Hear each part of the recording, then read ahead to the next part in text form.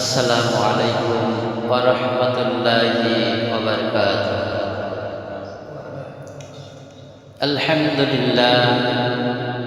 আলহামদুলিল্লাহি নাহমাদুহু ওয়া নাস্তাঈনুহু ওয়া নাস্তাগফিরুহু ওয়া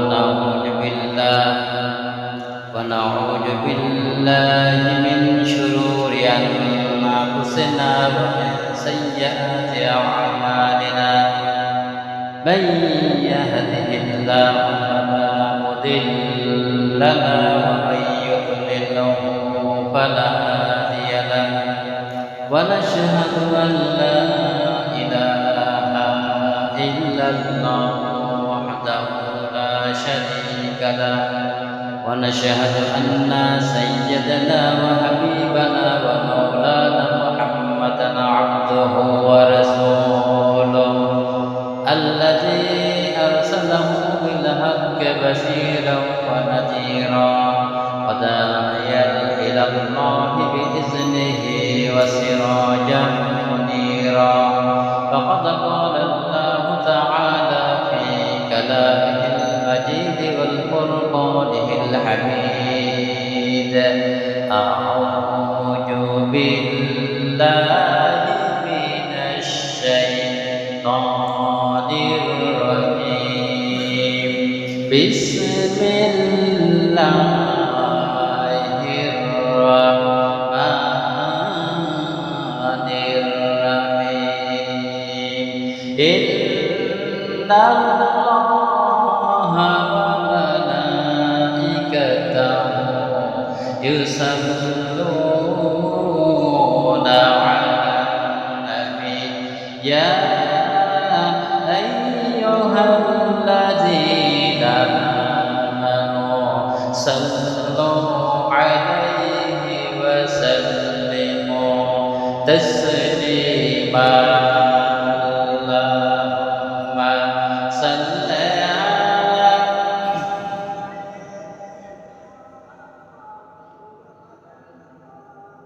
وعلى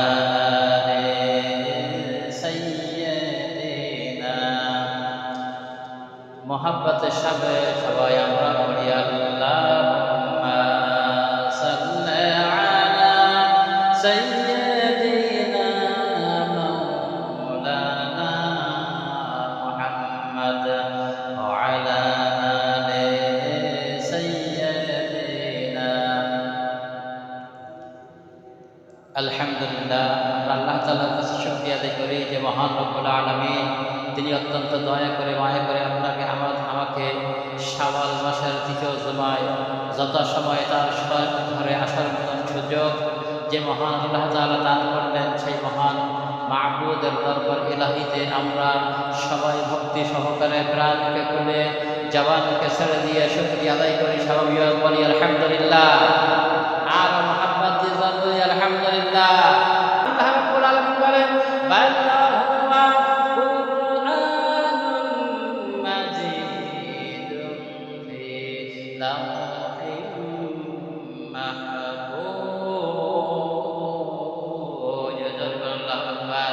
আল্লাহ রাব্বুল আলামিন বলেন আমি কুরআনুল কারীমকে লৌহে মাহফুজের ভিতরে আমি সীমাবদ্ধ লৌহে মাহফুজে আমি হেফাজত করে রেখেছিলাম। সুবহানাল্লাহ। আল্লাহ রাব্বুল আলামিন গোটা মানব জাতিকে জানানোর জন্য এই কথাগুলো কুরআনুল কারীমের ভিতরে উপস্থাপন করেছেন, কিন্তু আমরা কোরআন পড়ি না, কোরআন জানি না, যার কারণে আমরা ডিটেইলস খবরগুলো আমরা কোরআন থেকে নেই না। আল্লাহ রাব্বুল আলামিন বললেন এই কোরআন লৌহে মাহফুজ ছিল, লৌহে মাহফুজ থেকে দুনিয়ায় নাযিল করতে আল্লাহ তাআলা চাও জানাই দিলেন নাযালা বিহির রূহুল আমিন। আল্লাহ রাব্বুল আলামিন বলেন নাযালা বিহির রূহুল আমিন, অর্থাৎ ফেরেশতাদের সাল্লাহ জিবরাইল আলাইহিস সালাম এই জমিনে কোরআনুল কারীম নাযিল করেছেন। সুবহানাল্লাহ। আমার বন্ধুগণ, আল্লাহ রাব্বুল আলামিন বলেন গোটা মানব জাতি শুনে রাখো, জিবরাইল আলাইহিস সালাম নাযিল করলেন, কার করে কোরআন নাযিল করলেন, কোথায় দিয়ে গেলেন কোরআনটা, আল্লাহ রাব্বুল আলামিন কোরআনুল কারীমের ভিতরে সেটা জানিয়ে দিয়েছেন। ওয়া আমিনু বিমা নুজিলা আলা মুহাম্মাদ, তোমরা ঈমান আনো সেই জিনিসের প্রতি যে জিনিস মুহাম্মদ রাসূলুল্লাহ সাল্লাল্লাহু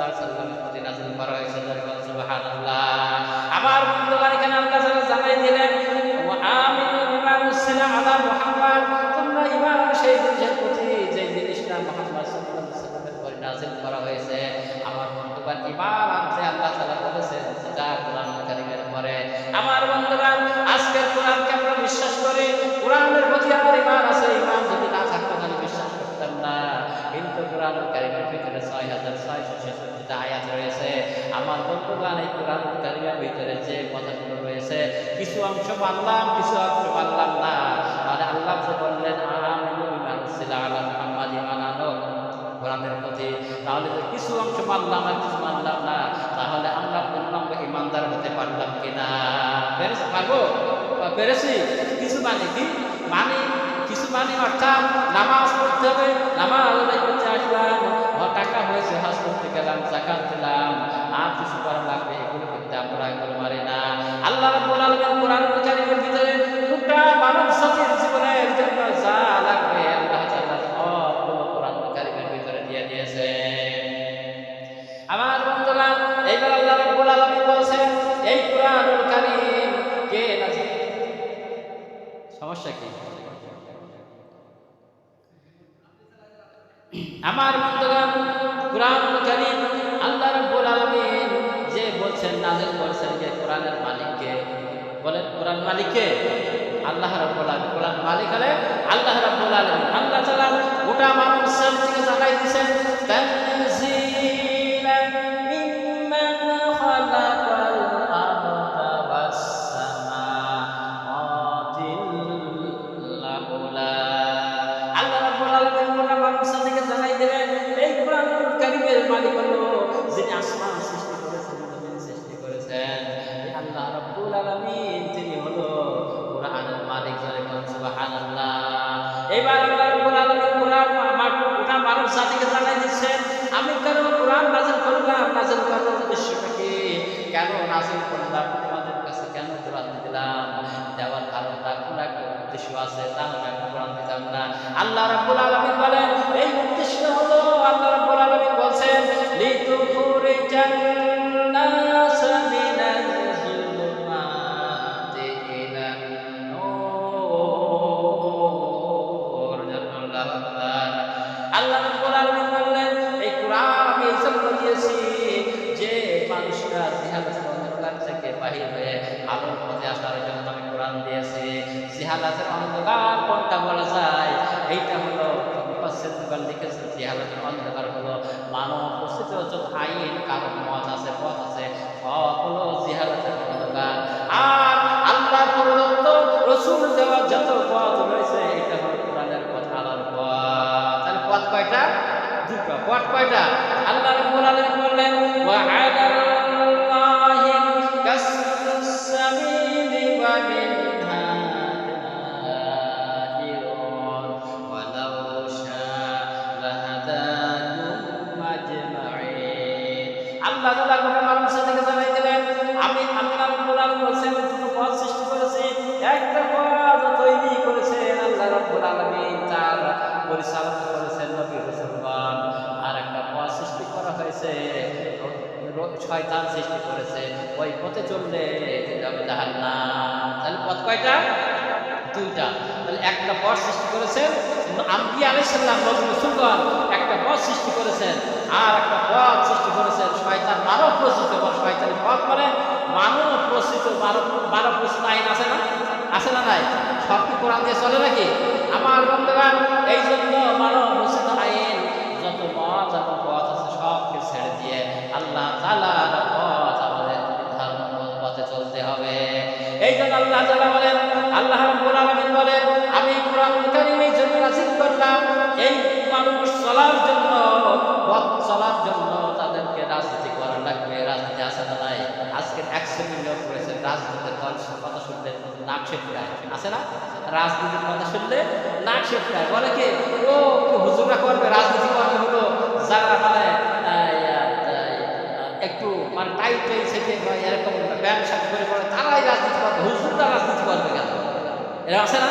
একটা কথা শুনলে এইরকম ভাবে বোঝায় রাজনীতি আছে না নাই? আল্লাহ রাব্বুল আলামিন বলছেন যে আমি মানুষ সৃষ্টি করলাম, মানুষ সৃষ্টি করার পরে এই মানুষ যাতে অন্য কারো দ্বারস্থ না হয়, কোনো কিছুর পরামর্শ দেওয়ার জন্য মানুষের কাছে হাত পাতা না লাগে, এই জন্য আমি সবগুলো নীতিমালা ভর্তি করে দিয়ে আমি আল্লাহ রাব্বুল আলামিন কোরআনুল কারীম নাযিল করেছেন। সুবহানাল্লাহ। এর ভিতরে রাজনীতি আছে, এর ভিতরে অর্থনীতি আছে, সমাজনীতি আছে, যুদ্ধনীতি আছে, পররাষ্ট্রনীতি আছে, সবগুলো আল্লাহ রাব্বুল আলামিন বলেন মানুষের জন্য যা লাগবে আমি সব পরিপূর্ণ করে কোরআনুল কারীম নাযিল করে দিয়েছি। সুবহানাল্লাহ। আল্লাহ রাব্বুল আলামিন বলেন ওয়া নাযালনা আলাইকাল কিতাবা তিবয়ানান লিকুল্লি শাইইন ওয়া হুদান ওয়া রাহমাতান ওয়া বুশরা লিল মুসলিমিন। আল্লাহু আকবার।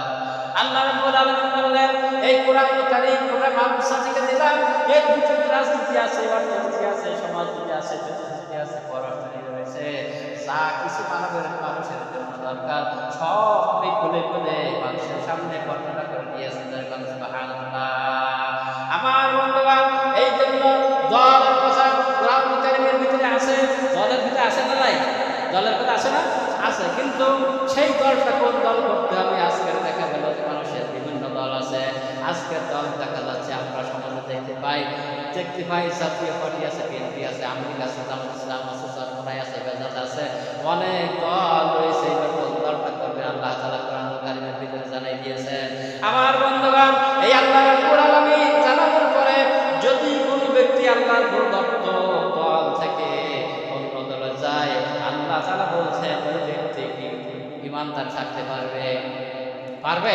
ঈমানদার আল্লাহ যদি দল না দিতেন কোন দল, তাহলে পালাতো। কিন্তু আল্লাহ পাক কোন দল করতে হবে সেটা জানাই দিয়েছেন। আল্লাহ রাব্বুল আলামিন বলেন ওয়াল তাকুম মিনকুম উম্মাতুন ইয়াদউনা ইলাল খায়র ওয়া ইয়া'মুরুনা বিল মা'রুফি ওয়া তানহাউনা 'আনিল মুনকার। আল্লাহ রাব্বুল আলামিন বলেন তোমাদের আমি শ্রেষ্ঠ দল হিসাবে সৃষ্টি করেছি। আল্লাহ পাক বললেন তোমরা ওই সমস্ত দলের অন্তর্ভুক্ত হবে যারা সৎ কাজের আদেশ করবে, অসৎ কাজের নিষেধ করে। এই দল যদি থাকে তোমরা সেই দল করবে। তাই যে দল যেইটা করবে তাদের আমাদের সেই দলের ভিতরে যাওয়া লাগবে। আমার বন্ধুগণ, কোরআনুল কারীম সূরা ফাতিহার ভিতরে আমরা বলি না ইহদিনাস সিরাতাল মুস্তাকিম সিরাতাল লাযিনা আন'আমতা আলাইহিম গায়রিল মাগদুবি আলাইহিম ওয়ালাদ-দাল্লিন।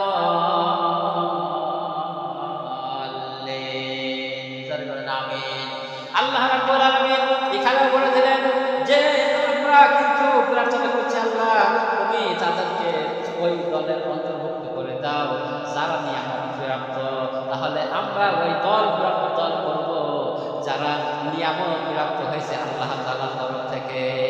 আল্লাহ তাআলা নিয়ামত যারা পেয়েছে ওই দল আমরা করব। আমার বন্ধুগণ, দেখেন দলের কথা, আমরা যখন মাইয়াত মারা যাই, যখন কোনো মানুষ মারা যায়, খবর রাখার সময় ওই ব্যক্তিকে ইমাম সাহেব বলা হয়, বিসমিল্লাহি ওয়া আলা মিল্লাতি রাসূলিল্লাহ বলা হয় না? হয় না? তখন কি বলা হয়? এর অর্থ কি? আল্লাহর নামে রাসূলের দলে মাইয়াতকে রেখে গেলাম। কার দলে রেখে গেলাম? কার বলা রাসূল বলছে রেখে গেলাম, আমার বলে রাসূলের দল রেখে গেলাম। তার মানে রাসূলের কিন্তু একটা দল আছে না নাই? আপনি আমি সারা জীবন রাসূলের দল করলাম না, আল্লাহর দল করলাম না, কোরআনের দল করলাম না, আল্লাহ রাসূলের দল করলাম না। আমার বন্ধুগণ, আপনি আমি যখন মারা যাবো ইমাম সাহেব বলবেন যে ওই মেয়েকে রেখে গেলাম, যে রাসূলের দলে কোথায় রেখে গেলাম। আপনার মুখে হাত দিয়ে বলেন আপনার আমার লাশ যদি কোনোদিন আপনার ব্যক্তি জীবিত থাকাকালীন কোনোদিন ইসলামের কাজে লাগে নাই, কোরআনের কাজে লাগে নাই, রাসূলের কাজে লাগে নাই, আমার বন্ধুগণ এক ওয়াক্ত নামাজ আদায় করেন নাই, ইসলামের বিরুদ্ধে চলেছেন, কোরআনের বিরুদ্ধে চলেছেন, আপনি আমি লক্ষ্য করে বলি যে মারা যাওয়ার পরে যখন আপনাকে আমাকে কবরে রাখা হবে, রাসূলের দলে উঠাই দেওয়া হবে, আল্লাহ রাসূল আপনার আমার মতো লাশটা গ্রহণ করবে কিনা? করবে? লাশটা গ্রহণ করবে না। এই জন্য আমাদের কি করতে হবে? যে আল্লাহ রাসূলের দল আমাদের করতে হবে, তাহলে রাসূল নিবেন, সেই দলে আমাদেরকে নিবেন। আমার বন্ধুগণ, যে কথা বলছিলাম, এই জন্য আল্লাহ রাব্বুল আলামিন কোরআনুল কারীম এই জন্য দিয়েছেন যে এর ভিতরে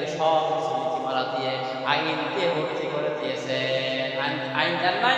আল্লাহ রাব্বুল আলামিন যে সব কিছু রাখে তিনি যত নির্ধারণ করে দিয়েছেন আইনের কথাগুলো, আমার বন্ধুগণ আইনের কথাগুলো কোরআন কারীমের ভিতরে আল্লাহ তাআলা জানিয়ে দিয়েছেন। আল্লাহ রাব্বুল আলামিন বলেন ওয়া মান লাম ইয়াহকুম বিমা আনজালাল্লাহু ফাউলাইকা হুমুজ জালিমুন ফাউলাইকা হুমুল ফাসিকুন ফাউলাইকা হুমুল কাফিরুন।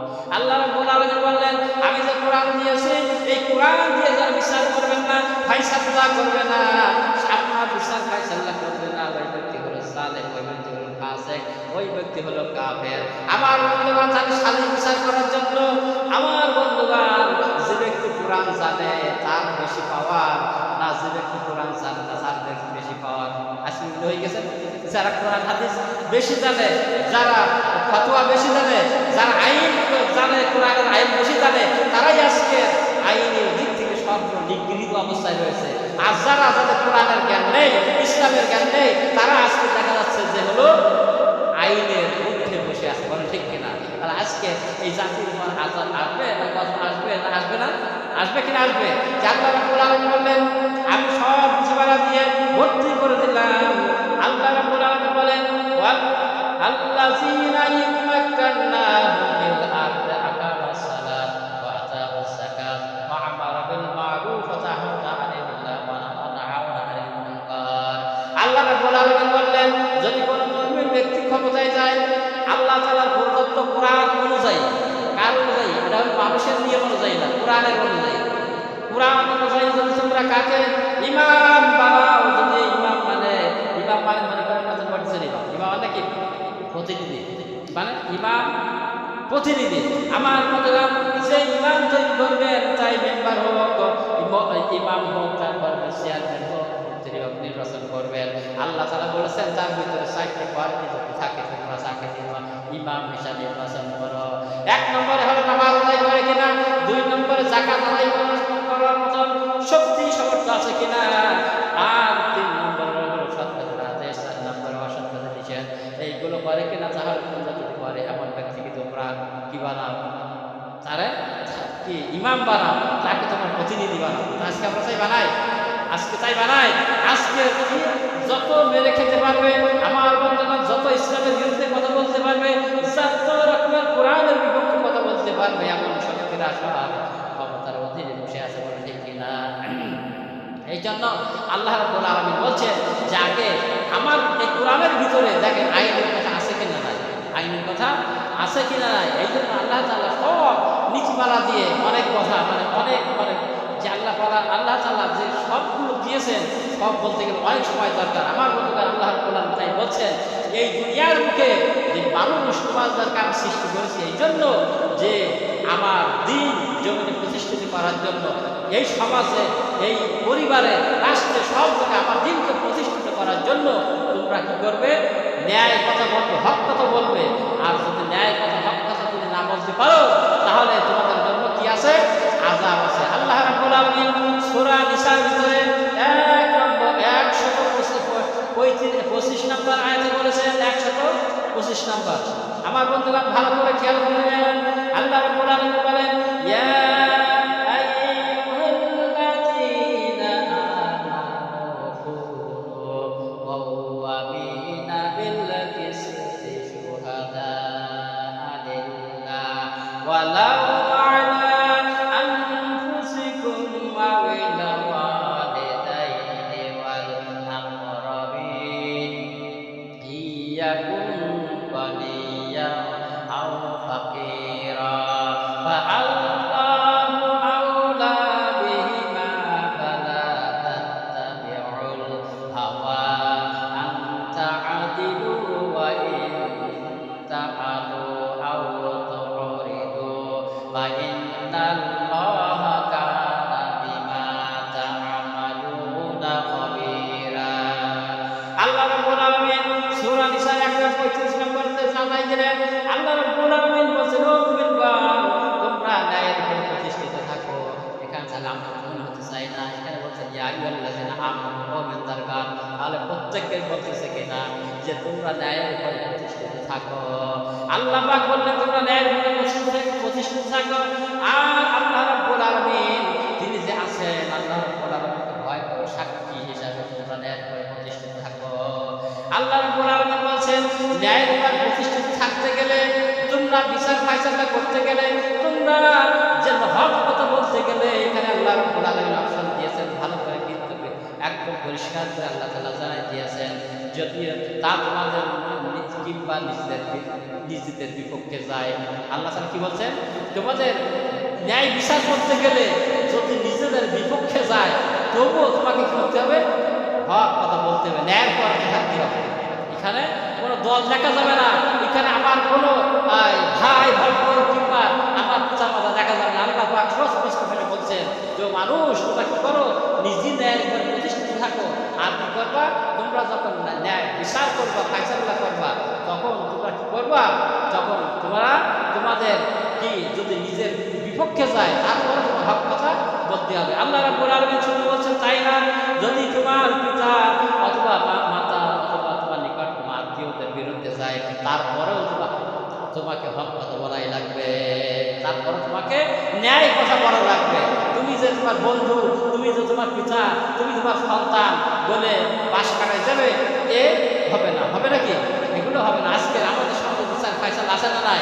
আমার সন্তান যখন অপরাধ করে, সন্তানকে সাজা দেওয়ার জন্য 4-5টা ব্যাংক পাই নিয়ে কি করিবে যে তুই একটা বাড়িতে ছেড়ে দিয়ে গা লাগে না, এরকম বিচার আছে না নাই? এরকম বিচার আছে না নাই? আমার বন্ধুরা অনেক কিছু হচ্ছে যেগুলো আল্লাহ পাক বলছেন ন্যায় বিচার প্রতিষ্ঠিত করার জন্য। তাই তোমার ছেলে হোক, তাই তোমার সন্তান হোক, তাই তোমার নিজের বিপক্ষে হোক, হক কথা বলতেই হবে। আর হক কথা তুমি বলতে পারো, তাহলে তুমি কি হবে, ইমানদার হতে পারবে। আমার বন্ধুগণ, আল্লাহ তাআলা পরবর্তীতে বললেন যে তোমার সুতরাং ন্যায় প্রতিষ্ঠা করতে গিয়ে তোমরা কোনো রকমের পিছপা হবে না। হক কথা বলতে গিয়ে, ন্যায় প্রতিষ্ঠা করতে গিয়ে তোমরা পিছপা হবে না, আর তোমরা ঘুরিয়ে পেঁচিয়ে কথা বলবে না। আল্লাহ ক্লিয়ার করে দিয়েছেন। কিন্তু অনেক আসে না যে কত যুক্তি খাটায়, এরকম যুক্তি খাটাইলে মানে লোক আসে না নাই, এক শ্রেণীর লোক আছে যুক্তি দিয়ে সেটা কি করে পালন করে ন্যায়টাকে অন্যায় বানাইয়ে আর অন্যায়টাকে ন্যায় বানাই দেয়। এরকম লোক আছে না নাই? আল্লাহ তাই বলছেন তোমরা ঘুরে পিছিয়ে কথা বলবে না, আর তোমরা কি করবে না, এড়াই যাবে না, তোমরা ন্যায় বিচার করবে। তাই আসুন, আল্লাহ তাআলার অনেক কথা ছিল যেগুলো আল্লাহ রাব্বুল আলামিনের কোরআনুল কারীম থেকে আমরা শিক্ষা নেই যে আল্লাহ তাআলা খালি কোরআন তেলাওয়াত করবেন, এই জন্য আল্লাহ পাক কোরআন দেয় নাই। ন্যায় প্রতিষ্ঠিত করার জন্য, সমাজ চালানোর জন্য, ব্যক্তি চালানোর জন্য, রাষ্ট্র চালানোর জন্য কোরআন দিয়েছে না? তাহলে আমরা কোরআনকে রেখে দিচ্ছি, তাকে পরে মনে করি ওই যখন বিপদ মতো আসবে একটু সকালে পড়বো, সুমুখ খবর রেখে দেবো। কিন্তু আমরা কোরআন সবটাতে আমাদের দেখা যায় যে কাউন্সিলর পর্যন্ত, চেয়ারম্যান পর্যন্ত, মেম্বার পর্যন্ত আমরা কোরআন নিয়ে যাই না, নিয়ে যাই ওই কোরআন মসজিদ পর্যন্ত থাক, হুজুর পর্যন্ত কোরআন থাক। তাই আসুন আমরা কোরআনের দাওয়াত হক কথা, কোরআন আজকের যে সূরা নিসার 145 আয়াতে বলল মানুষ সবাইকে হক কথা থাকতে, হক কথা বলতেই হবে। তাই আপনি যাই আপনার উপরে যাই হোক না কেন, অনেকে পাঁচটা চুক্তি থাকে বলবো না, চুক্তি বসে থাকি, যাই হবে না আমার মনে। তাই আসুন আল্লাহ তাআলা আমাকে যে কোরআনুল কারীম দিয়েছেন তার অনুযায়ী আমল করে জীবন গঠন করার দান করেন। আমিন। ওয়া আখির দাওয়ানা আলহামদুলিল্লাহ। আসসালামু আলাইকুম ওয়া রাহমাতুল্লাহ।